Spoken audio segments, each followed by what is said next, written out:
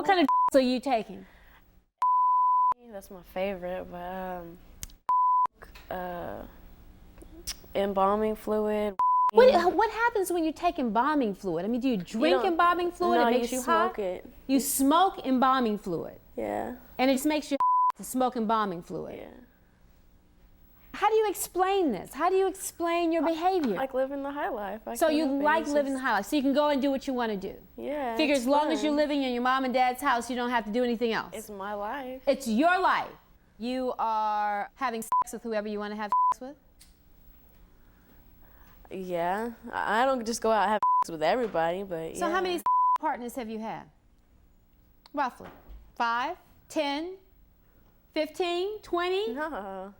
Unprotected? Sometimes. Sometimes. So that you know that not only are you having sex, whole risk of teenage pregnancy, but you're also exposing yourself to transmitted diseases. That I got the police report about last night. Let's talk about last night. You are 15 years old and you went to a bar last night in New York City. All right, and then what happened? But you went into this bar. I went into the bar and then I had some drinks. How many drinks? Like 5. 5 drinks. Then I left the bar and I started hitchhiking and You were hitchhiking in New York City? So anybody could have picked you up? And then I got picked up by a limo driver though, and he showed me around town. Yeah. You're telling me that you ran around with some stranger in New York City until 4 o'clock this morning? Is that what you are telling me? I want you to spend time with a woman who didn't make the right choices. How you doing? Think you're tough? You're coming with me.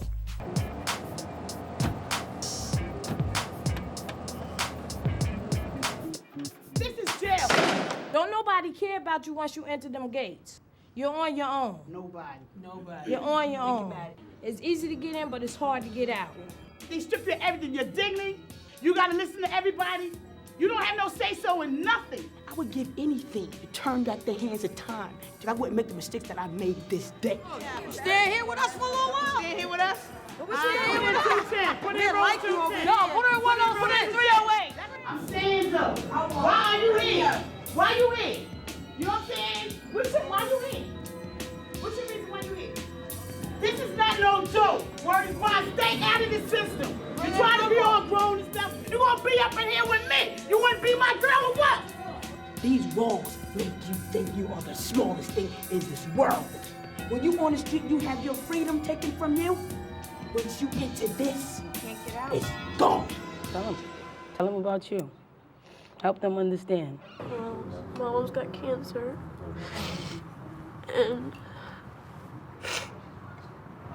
Talk to us. I have 3 little sisters. What you gonna do when you don't have no family out there no more? My mom's passed away 4 days before I came home from doing 7 years with me. I had nobody to come out there to. Nothing, no one. Oh gosh, it was traumatic. It was really, really scary. I just never want to end up in a place like that. And I don't know, I'm afraid because whenever I go home, you know, and I'm bored and I'm sitting around there, you know, I'm going to want to get I'm going to order now that she be sent to this ranch and that we're going to follow it to see her progress. You have anything you want to tell me before you leave?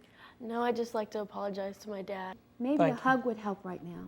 Mr. Goodman, why don't you start by telling me what happened, and then Dana, I want to hear your side of the story as well. Okay, Your Honor, I'm here today because I'm very concerned about my daughter's behavior and How old is your daughter? 17. She'll be 18 in 5 months. Last week, she came to me and she said, Dad, I'm just not happy living here with you and Lisa. I want to go live with my mom. Lisa being? Lisa is my wife now. So I called her mother, and her mother said that she wanted her to live there and that they had discussed it and think that it would be a good thing for her. So about a week went by, and it was actually Tuesday of this week. Her mother called me at 3:30 in the afternoon and said, we got real troubles with Dana. She hasn't been coming home. She's been running around with boys. We've had to go pull her out of a car full of boys in the middle of the night. Now, but you are in court today because you specifically suspect that she is using Absolutely. and that you're concerned about where she wants to live. So apparently something has happened so that she doesn't want to live with her mother, doesn't want to live with you, but according to your complaint, she wants to live someplace else. Tell me about that. She wants to live down the street with a lady named Dawn and her 2 kids, which I don't approve of them at all. I seriously suspect that the smoking is going on at that house. Now, how do you know that your daughter is abusing? Your Honor, about 8 months ago, we gave her a drug test and she came up dirty for marijuana. All right. Dana, talk to me. What's going on? Are you smoking? At this point in time, no. Yes, I have used before in the past, and now I have too many responsibilities to do that now, and I am willing and ready to take care of myself and live out on my own. Of course, this house down the street, I feel like that is more stable for me to be at. Now, it's down the street. Who are these people? I'm trying to understand this. Well, Dawn is like another mother to me. She's been through everything I have in the last 4 years and guided me and stuff throughout the last 4 years, and her daughter is my best friend.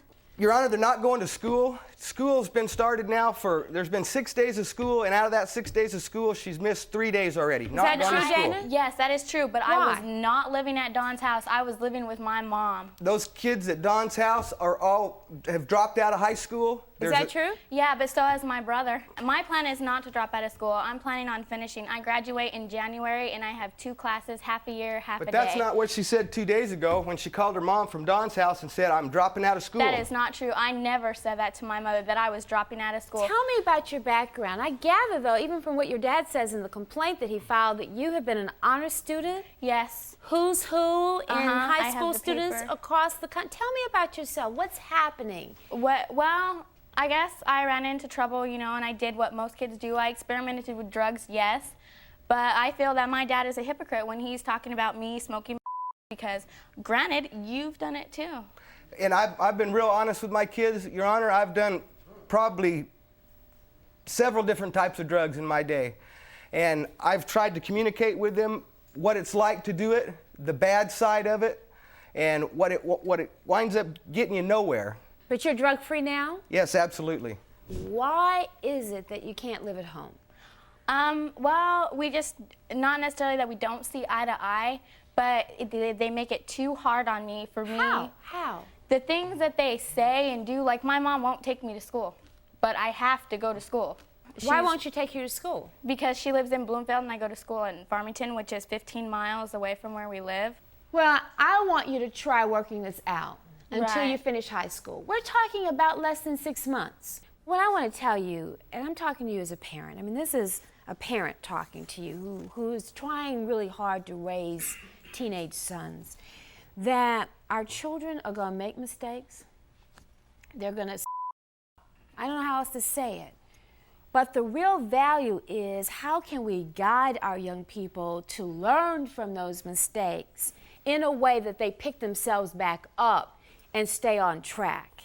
However, I am going to insist that the 2 of you get into family counseling, including your mother, that you should not be down the street with Dawn, that you are going to have to figure out how you reconcile it with your own family. Now, Mr. Goodman, you're going to have to turn the corner on this. You're going to have to forgive her for the mistakes that she has made.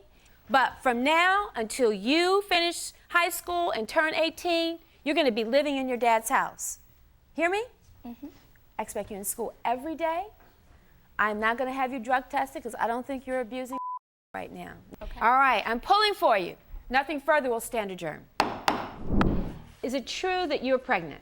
Yes. And that are you drinking? Yes. Are you abusing drugs while you're pregnant? Yes. And do you understand what that does to an unborn child? Do you understand what that means to this child that you are pregnant with? I understand, but I don't care. You don't care? No. So have you seen children who are born with birth defects because their mothers abused alcohol and drugs when they were pregnant? And so you're telling me that you don't care about whether this baby is born healthy? No. You don't care whether this baby is born weighing 1.5 pounds? I don't want another child. Well, then why are you pregnant then if you don't want another child? Because it just happened. It just happened. Yeah. Pregnancy does not just happen. I mean, you don't just wake up one morning and you're pregnant. Why aren't you taking some precautions if you don't want to be pregnant? So you're having unprotected sex And so you're getting pregnant, which means that the same way that you get pregnant, you can also be exposed to all kinds of diseases. That there are things out here now that penicillin will no longer cure. And that you could be right now standing right here in this courtroom, you could be infected with HIV. Have you had lots of sexual partners? No. No? How many? 7. 1, 2, 7. 7. Then you may well be infected and not even know it. You know, you could get criminally prosecuted. Let me be clear about this. You could be prosecuted by the district attorney for exposing this unborn baby to drugs and alcohol. So now, this baby is born. Let's fast forward. How pregnant are you? 2 months. So this baby is born 7 months later, assuming you go to full term, because a lot of babies who are exposed to drugs and alcohol are born prematurely. So let's say this baby is born prematurely, born 4 months from now, 6 months. The baby weighs 1.5 pounds. The baby is fighting for his or her life. You're just going to walk away and leave this baby in the hospital because you don't care. Is that what the deal is going to be? I don't know. And so if the baby is paralyzed, or the baby is born mentally retarded or blind or can't hear, because you're out here partying and running wild in the street, then you're just going to walk away and say you don't care? Oh. You better be glad I am a judge. She has acted You like better this be her whole glad life. I am a judge, because I will come down off this bench and I will kick your ass. I hate you. All right, let's start again. I rarely lose my temper, rarely. What do you want from your life? I don't know right now. We have absolutely got a lot of work to do in this matter. Mr. Everett, the advice that I give you is that you've tried. She is a grown woman. As long as she's living in your house, she is using you all to do this outrageous, irresponsible behavior. So the best thing you could have done was to put her behind out. We did. And so I applaud that. Should have put her out. And you did. Because she does not deserve to be living in your house. Not with this kind of behavior and not with this kind of attitude. So you did the right thing. But you need a wake-up call. And I'm going to absolutely insist, and as part of my court order today, I'm going to send you to a place called the Hell House, where is a place where there are babies who've been born to crack addicts, to alcoholics, who are struggling for life. And I want you to have a preview of what could happen to this baby. And if that doesn't turn you around, then I don't believe that you're human. There's nothing further. We will stand adjourned.